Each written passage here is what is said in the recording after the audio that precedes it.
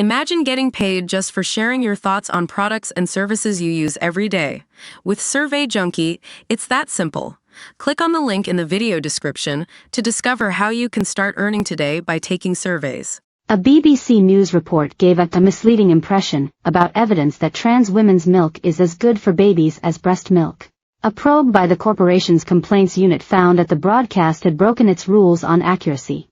The context on the BBC News channel had discussed claims about the nutritional value of milk produced by trans women, which is achieved with the help of drugs.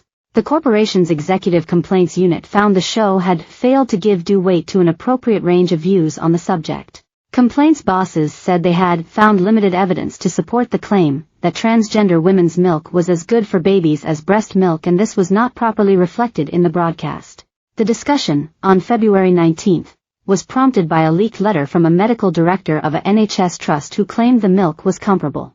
The program was also found to have given a misleading impression that World Health Organization evidence would support the claims in the leaked letter. The ECU also pointed out that a guest who stated there was persuasive evidence to support its nutritional value had a lack of any specialist knowledge on the subject. Kate Luxion, described as a research fellow at University College, London, had appeared on the show. The report said it should have been made clear to the audience more research was needed before conclusions like hers could be made. The program had sparked complaints to the BBC, with concerns that the science cited in the letter was accepted without question, and that the evidence had been misrepresented. There were also concerns about whether Ms. Luxion was a neutral expert. The ECU said the weight of relevant evidence on the subject was not made sufficiently clear, and viewers would have been left with a materially misleading impression. It added the program had failed to give due weight to an appropriate range of views on a controversial issue.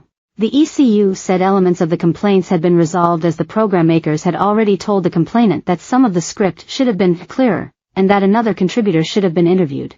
It added there had also been a posting on the subject on the BBC complaints page of its website, but it upheld a complaint in relation to accuracy.